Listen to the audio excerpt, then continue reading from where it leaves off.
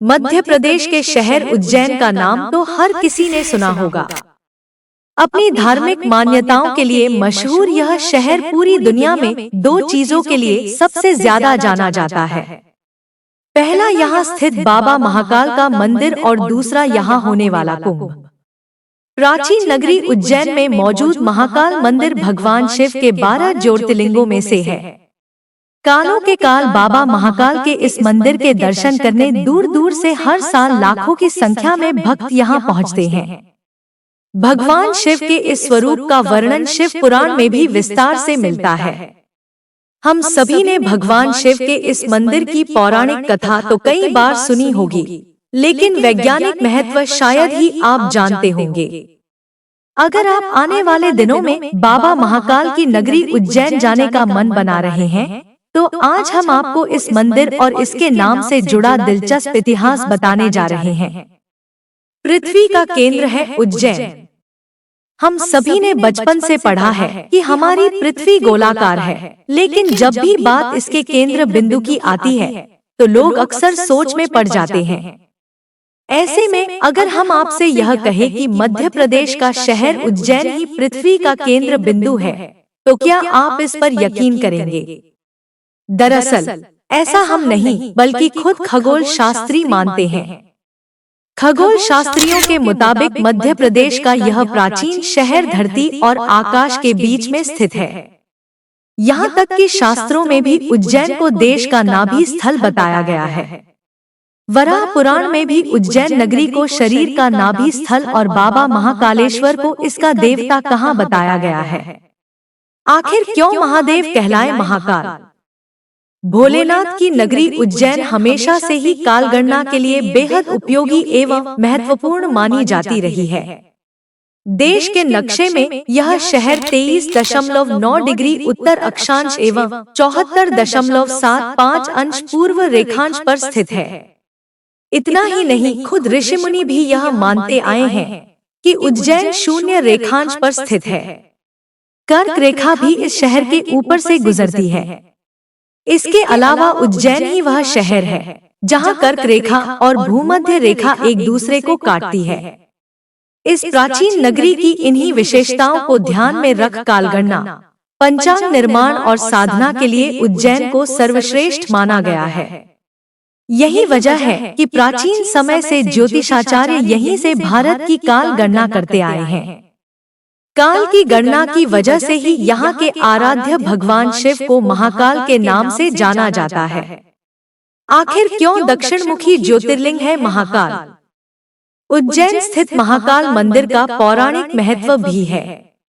इस मंदिर को लेकर ऐसी मान्यता है कि भगवान शिव ने यहाँ दूषण नामक राक्षस का वध कर अपने भक्तों की रक्षा की थी, जिसके बाद भक्तों के निवेदन के बाद भोले बाबा यहाँ विराजमान हुए थे।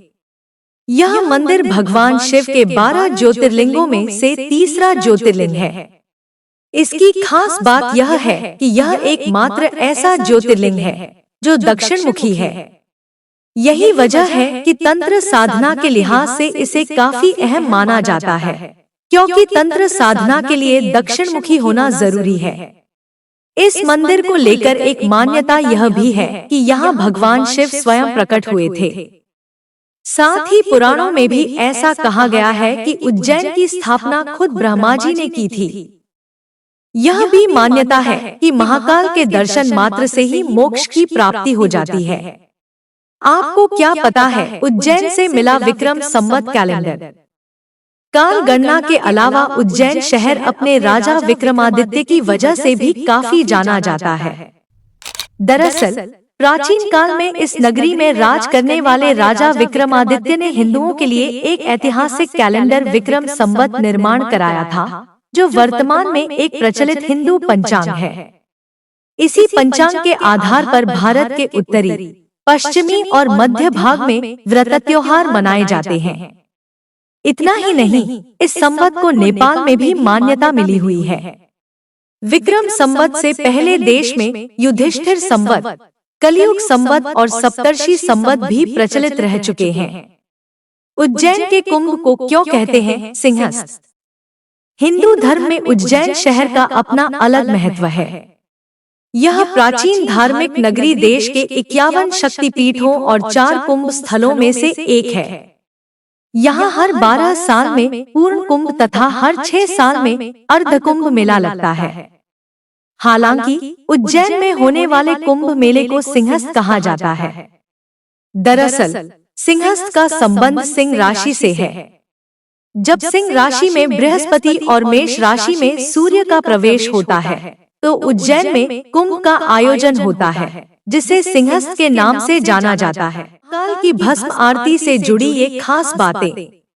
यह पहला ऐसा मंदिर है जहां भगवान शिव की दिन में 6 बार आरती की जाती है।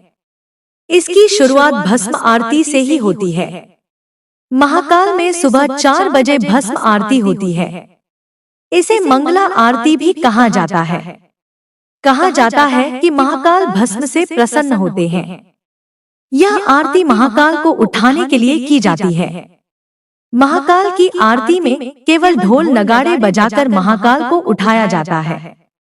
वर्षों पहले महाकाल की आरती के लिए श्मशान से भस्म लाने की परंपरा थी, लेकिन पिछले कुछ सालों से अब कपिला गाय के गोबर से बने कंडे, शमी, पीपल, पलाश, बड़, अमलतास और बेर की लकड़ियों को जलाकर तैयार किए गए भस्म का इस्तेमाल किया जाने लगा है। मान्यता है कि ज्योतिर्लिंग पर चने भस्म को प्रसाद रूप में ग्रहण करने से रोग दोष से भी मुक्ति मिलती है। महाकाल की भस्म आरती के पीछे एक यह मान्यता भी है कि भगवान शिवजी श्मशान के साधक हैं। भस्म को उनका श्रृंगाराभूषण माना जाता है। भस्म यानी राख देह का अंतिम सत्य और सृष्टि का सार है। बाबा को भस्म लगाना संसार के नाशवान होने का संदेश है। भस्म आरती के नियम। भस्म आरती के दर्शन करने के लिए कुछ खास नियम हैं। यहाँ आरती करने का अधिकार सिर्फ यहाँ के पुजारियों को होता है, बाकी लोग सिर्फ इसे देख सकते हैं। इस आरती को देखने के लिए पुरुषों को केवल धोती पहननी होती है, जबकि महिलाओं को आरती के समय घूंघट करना पड़ता है। माना जाता है कि उस वक्त भगवान शिव निराकार स्वरूप में होते हैं और महिलाओं को भगवान के इस स्वरूप के दर्शन करने की अनुमति नहीं होती है। आखिर क्या है उज्जैन के महाकालेश्वर मंदिर का रहस्य? मध्य प्रदेश राज्य के उज्जैन नगर में स्थित महाकालेश्वर मंदिर को तो सभी लोग जानते हैं, लेकिन इसके रहस्य को बहुत कम लोग जानते होंगे। जानकारी के लिए आपको बता दें कि यह मंदिर भारत के 12 ज्योतिर्लिंगों में से एक माना जाता है। महाकाल नाम का रहस्य। महाकाल का संबंध केवल मृत्यु से है, परंतु यह पूरा सच नहीं है। काल के 2 अर्थ होते हैं, एक समय और दूसरा मृत्यु काल को महाकाल भी कहा जाता है, क्योंकि प्राचीन समय में यहीं से पूर्ण विश्व का मानक समय निर्धारित होता था, इसलिए इस ज्योतिर्लिंग का नाम महाकालेश्वर रखा गया।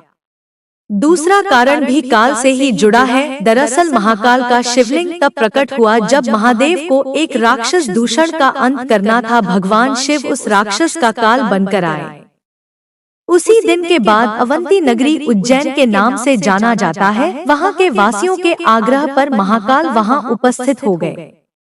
यह समय नकाल के अंत तक यहीं रहेंगे, इसलिए भी इन्हें महाकाल कहा जाता है। यहाँ क्यों यहाँ रात नहीं बिताता था कोई राज्य मंत्री? उज्जैन का एक ही राजा है और वह है महाकाल। बाबा विक्रमादित्य के शासन के बाद यहाँ कोई भी राजा रात में नहीं रुक सकता। जिसने भी यह दुस्साहस किया वह संकटों से गिरकर मारा गया। पौराणिक कथा और सिंहासन 32 की कथा के अनुसार राजा भोज के काल से ही यहाँ कोई राजा नहीं रुक सकता है। वर्तमान में भी कोई राजा या मुख्यमंत्री या प्रधानमंत्री यहाँ रात में नहीं रुक सकता। इससे जुड़े कई उदाहरण भी प्रसिद्ध हैं, जिनके बारे में आपको जानकर आश्चर्य होगा। एक बार देश के चौथे प्रधानमंत्री मोरारजी देसाई जब मंदिर के दर्शन करने के बाद रात में यहाँ रुके थे तो उनकी सरकार अगले ही दिन गिर गई थी। ऐसे ही कर्नाटक के मुख्यमंत्री BS येदियुरप्पा भी उज्जैन में रुके थे तो उन्हें कुछ ही दिनों के अंदर अपना इस्तीफा देना पड़ा था। कुछ लोग मानते हैं तो कुछ लोगों के मुताबिक महाकाल भगवान ही शहर के राजा हैं और उनके अलावा कोई और राजा यहाँ नहीं रुक सकता। महाकाल की भस्म आरती का रहस्य। जितना प्राचीन भगवान महाकाल का मंदिर है, उतना ही रहस्यमय यहाँ होने वाली भस्म, यहाँ होने वाली भस्मारती भी है। प्राचीन काल में राजा चंद्र सिंह शिव के बहुत बड़े उपासक माने जाते थे। जब राजा रिपुदमन ने उज्जैन पर आक्रमण किया और राक्षस दूषण के जरिए वहाँ की प्रजा को प्रताड़ित किया, तब राजा ने मदद के लिए भगवान शिव से गुहार लगाई। प्रजा की गुहार भगवान शिव ने सुनी और स्वयं दुष्ट राक्षस का वध किया। इतना ही नहीं, भगवान शिव ने भूषण की राख से अपना श्रृंगार किया और वह हमेशा के लिए यहाँ बस गए। तो इस तरह से भस्म आरती की शुरुआत हुई। श्रीनाथ चंद्रेश्वर मंदिर। श्रीनाथ चंद्रेश्वर मंदिर महाकालेश्वर मंदिर के बारे में तो आप सभी जानते ही होंगे, लेकिन आप में से शायद ही कोई ऐसा व्यक्ति होगा जो श्रीनाथ चंद्रेश्वर मंदिर को पहुँचा होगा। वर्तमान में जो महाकालेश्वर ज्योतिर्लिंग है वह 3 खंडों में विभाजित है। निचले खंड में महाकालेश्वर, मध्य खंड में ओमकारेश्वर तथा उपखंड में श्री नागचंद्रेश्वर मंदिर है। स्वयंभू ज्योतिर्लिंग। 12 ज्योतिर्लिंगों में से महाकाल ही एकमात्र सर्वोत्तम शिवलिंग है, अर्थात आकाश में तारक शिवलिंग, पाताल में हाटकेश्वर शिवलिंग और पृथ्वी पर महाकालेश्वर शिवलिंग ही मान्य शिवलिंग है। मान्यता है कि महाकाल मंदिर में शिवलिंग स्वयंभू है। विश्व भर में कालगणना की नगरी कहे जाने वाले उज्जैन में मान्यता है कि भगवान महाकाल ही समय को लगातार चलाते हैं और काल भैरव काल का नाश करते हैं। दक्षिण मुखी शिवलिंग। दक्षिण मुखी शिवलिंग इस समय पूरे संसार के सभी शिव मंदिरों को स्थापित शिवलिंग और अन्य ज्योतिर्लिंग की जलाधारी उत्तर दिशा की ओर है, किंतु महाकालेश्वर ही एक ऐसा ज्योतिर्लिंग है जिसकी जलाधारी दक्षिण दिशा की ओर है, इसलिए इन्हें दक्षिण मुख्य महाकाल के नाम से भी जाना जाता है। मंदिर जहां भगवान को पिलाई जाती है मदिरा। महाकाल मंदिर से जुड़ी हुई है जहां भैरव बाबा का मंदिर स्थित है। दुनिया का एकमात्र ऐसा मंदिर है जहां पूरी दुनिया में मंदिरों के आसपास से शराब की दुकानें हटा दी जाती हैं। वहीं दूसरी ओर महाकाल के मंदिर परिसर से लेकर इसके रास्ते में बहुत सारी शराब की दुकानें लगाई गई हैं। यहाँ प्रसाद बेचने वाले भी शराब अपने पास रखते हैं। आज तक यह कोई नहीं जानता है कि भगवान को शराब पिलाने का रिवाज कब से है और आखिर इतनी मदिरा पीते हैं तो जाती कहाँ है। जूना महाकाल। शिवलिंग को नष्ट करने की कोशिश करी गई, जिसके कारण पुजारियों ने उसे छुपा दिया और इसकी जगह दूसरा शिवलिंग रखकर उसकी पूजा करने लगे। बाद में उन्होंने उस शिवलिंग को वही महाकाल के प्रांगण में अन्य जगह स्थापित कर दिया, जिसे आज जूना महाकाल कहा जाता है। हालांकि कुछ लोगों के अनुसार असली शिवलिंग को छेड़ होने से बचाने के लिए ऐसा किया गया था। रहस्यमयी भक्त।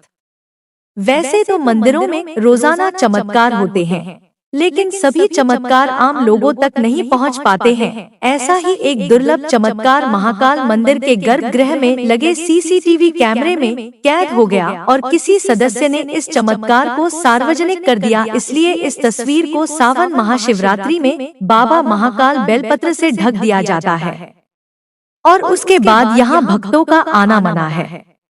वहाँ रात में एक अदृश्य शक्ति रात में मौजूद है जो कि महाकाल की पूजा कर रही है। इसका अभी तक कोई उत्तर नहीं दिया है, परंतु साधुओं का मानना है कि यह घटना सत्य है। महाकालेश्वर मंदिर में प्रवेश करने के लिए सावधानी बरतनी होती है, जैसे कि मोबाइल फोन का इस्तेमाल मंदिर परिसर में वर्जित है। अगर आप गर्भगृह में जाकर दर्शन करना चाहते हैं तो पुरुषों को धोती पहनना अनिवार्य है। वहीं महिलाओं को साड़ी में ही प्रवेश करने की अनुमति है। उज्जैन में महाकाल की सवारी भगवान महाकाल की एक भव्य यात्रा है। यह सवारी श्रावण महीने की शुरुआत से शुरू होकर भादो महीने तक चलती है। इस दौरान हर सोमवार को भगवान महाकाल नगर का भ्रमण करते हैं और भक्तों को दर्शन देते हैं।